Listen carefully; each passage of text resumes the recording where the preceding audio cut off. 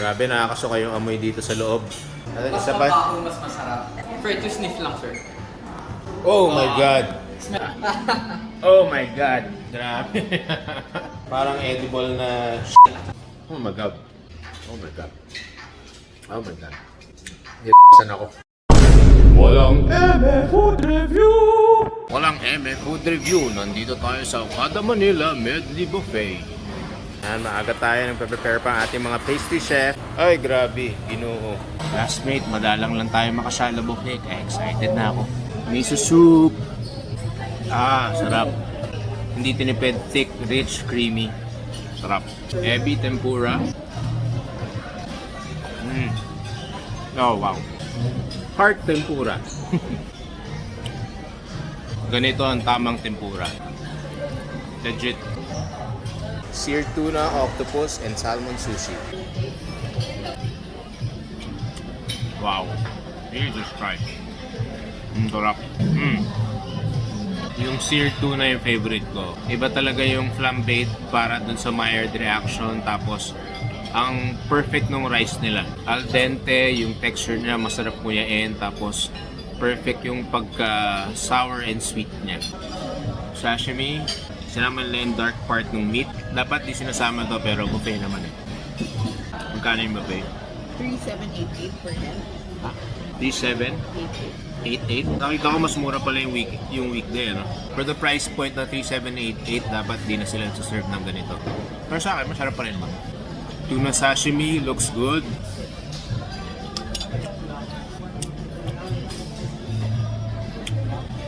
That's a good fish. Premium quality na tuna.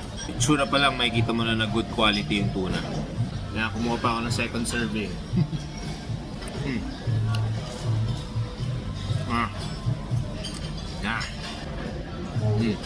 Gusto ko pa pero ang dami ko pang kailangan i-try. So, snapper sashimi. Ang ganda nung snapper, no? Mukha siyang, alam mo yung itsura ng Halls candy. Ako mahilig ako sa seared tuna. Try natin kung masarap yun sa kanila. Ang ginagawa ko sa seared tuna, lemon pepper lang sa labas. Try nyo gawin sa bahay, seared tuna with lemon pepper powder. Nako, pasok yan kahit anong okasyon. Kaboom! Smoked salmon.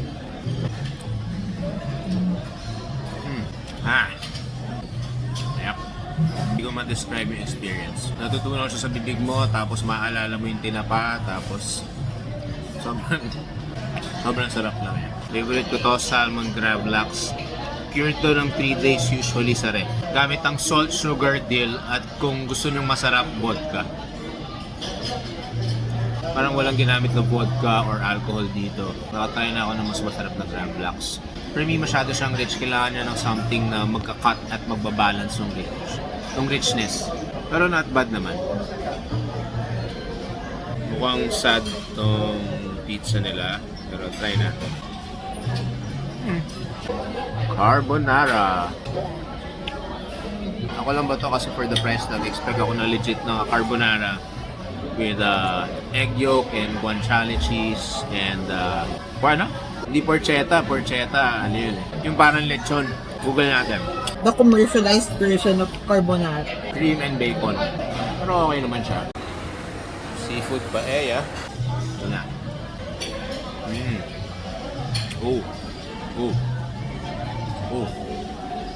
Complex flavors. Very good paella. Ito yung tamang paella na kahit yung rice lang yung sinubo mo, eh nalalasahan mo yung mga hipon, yung mga seafood. Feeling mo kinain mo na yung buong dagat dun sa kanin pa lang. Nakaka-addict yung rice. Ito na yung cheese room nila. Damn. Grabe, nakakasuka yung amoy dito sa loob. At Mas isa pa. mabaho, mas masarap. For the European country kasi for the smell of the cheese is kasabihan nila is mas mabaho, mas masarap. Woo! For the exotic cheese, sir, ito yung mga exotic natin, sir. And then for the smelly naman, sir, try to sniff lang, sir. Oh my God! Oh my God! Grabe. Grabe ang amoy nito. Parang edible na shit. We have the French selection. Sir, it's made from 7 different flower petals. Sarap. You want something that tastes like pizza? There's Ito na ba yan, ha? Sige, mamaya na ako mag-taste testing kasi yun yung vlog ko eh. Tine-taste test ko siya eh. Taste test lang po. Kailangan ng reaction ko. Pero grabe. Ang sasarap ng cheese nila, dalawa pa lang yung na-try ko. For the expensive cheese we have the Pecorino Tartufo. Ito sir, pinakamahal po natin. For this cheese sir, it's for 30,000. Pecorino Tartufo. Yes po. Italian selection po natin yan. The truffle cheese. Truffle cheese. Truffle cheese. Dito na natin gawin yung walang eme food review. In-order mo na ako eh. Yes sir. Oh. Oh my God.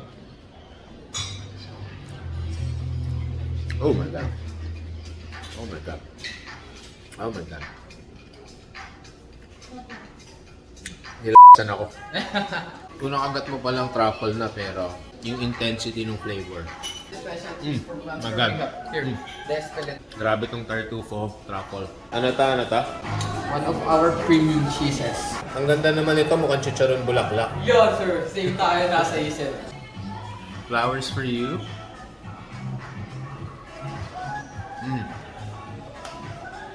Oh my God. Oh my God. Alright, ito na yung mga best cheeses na na-try ko sa ever. Nandito sa Medley Buffet. Dito, For this selection po sir, we have the local cheeses from Davao City. mango cheese. Mango? Yes sir, from Davao. Pride of Davao City sir. Mango cheese ni Dudes. Hindi ako mahilig sa mga sweet stuff pero masarap siya. Masarap yung wine. Anong pangalan mo bro? Raymond sir. Raymond. Salamat Raymond. Thank you very much sir. Nice meeting you po. Nice to meet you. May lobster. Saan papaluto? Thank you. Grilling station. Oh my God, sobrang bango ng garlic butter lobster. Madalang lang tayo kumain ng lobster. Wild.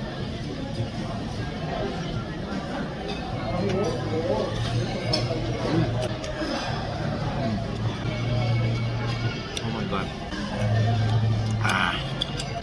Iba talaga nabibili ng pera.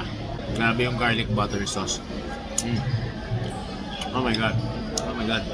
Yung drippings pa lang, oh my God na. Worth it ba ma-high blood sa lobster? Let's see. 4 na piraso pala yung binigay sa akin. So baka patayin ni Kuya. Yan ang lobster. Dip natin sa butter garlic sauce.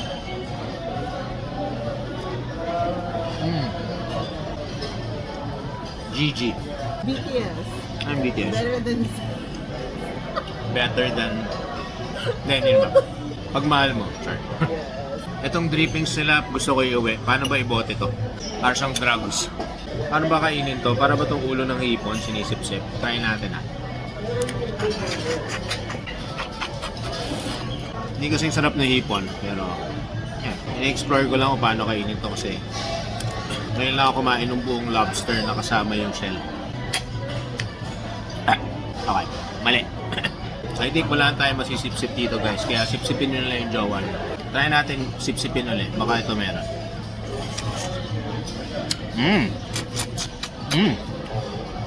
Oh wow. Ayun, meron. May parang utak pala siya. Sarap. Diba? Kaya kayo guys, huwag kayong matakot sa pagsipsip. You can never can tell kung ano yung masisipsip mong sarap. Diba? Pang-apat na lobster. Ano yung gamot sa high blood? Naramdaman ko agad yung cholesterol Oh my God. Oh my gosh, may Iberico ham sila. This is the best ham in the universe, Iberico. Ito, basta cold cuts. Salami picante. Ito, salami eme-eme. Puro kasi salami, kaya hindi ko na matandaan yung pangalan. Salami eme-eme uli. Ganda. Ito yung main event mo. Hamon Iberico. Hindi ko ma-describe yung lasa. Ang weird kasi medyo manamis-namis siya. Hindi ko alam paano nangyari. Wala namang asukal. May na-discover akong bagong paraan ng pagkain ng cold cuts with grainy mustard. Kaya ko lang na-discover to dito sa Medley. Sobrang na-elevate niya yung tapas. Siyempre, hindi naman ako ma-fine dining na tao. Hindi ko alam na pwede pala yung mustard sa tapas. Grainy mustard, I heart you na. Wow, wow, wow, wow, wow. Lechon Macau! Soy chicken. Pork asado. 5 minutes. Pwede ba to? Sayang. Lechon, nakasalvage tayo ng isang crispy na balat. Yung parang Hong Kong roast section nila, okay naman. Juicy naman, well seasoned, pero walang wow factor. Siyempre, mahirap hindi compare sa mga Hong Kong roast dito sa Pilipinas like To and Moon, yung mga favorite ko. Siguro yun na lang yung next review ko. Looks good. Roast pata ng tupa.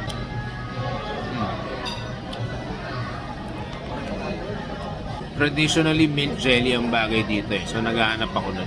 Para hindi lang nag-work yung mint sauce nila for me. Oh. Juicy naman siya, hindi siya dry. Roast prime rib.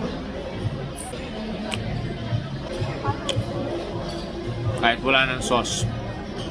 Binalikan ko yung paella nila. Lalo pang sumarap pag may seafood.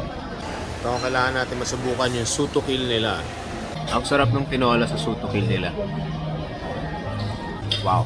Ito yung masarap na fish broth. Kahit may konting lasang MSG. Grilled snapper. Ang ganda. Sarap.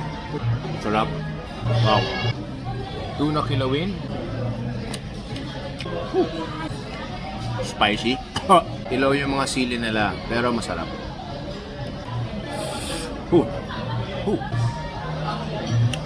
Sutukil must try.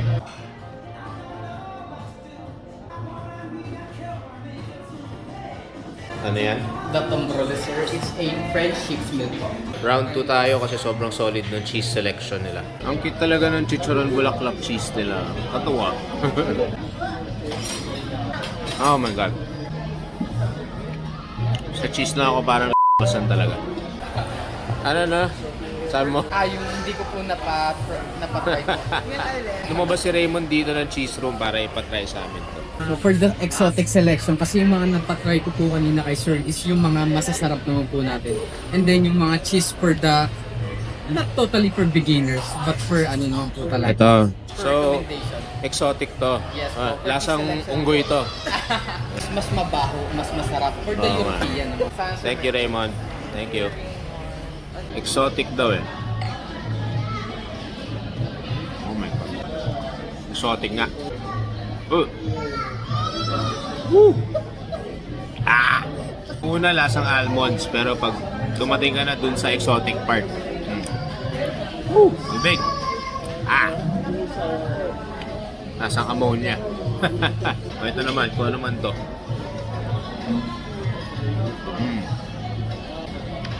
Wow! Kung ano man to, Raymond. Wow. Kung gusto nyo matry, ipakita nyo lang kay Raymond yung screenshot nito. Only wine. Yeah. Tapos open bar. Parang bitin lang yung dessert section nila kasi puro pastries. May halo-halo sila pero walang ice cream, walang fruits. Sulit ba siya sa 3,788 pesos? Considering sobrang panalo ng cheese room, tapos meron siyang unlimited na lobster. Yung ibang section sa Manila, yung mga Japanese, yung mga roast meat section, yung sutukil, good quality naman eh. I guess sulit na siya, hindi naman siya like 5,000 peso buffet na spiral. Sulit naman siya, lalo na kung pupunta ka ng weekday. 2,700 na lang siya pag weekday. Kasi sa limited experience ko dito ka lang makakatikim ng ganitong klase mga cheese.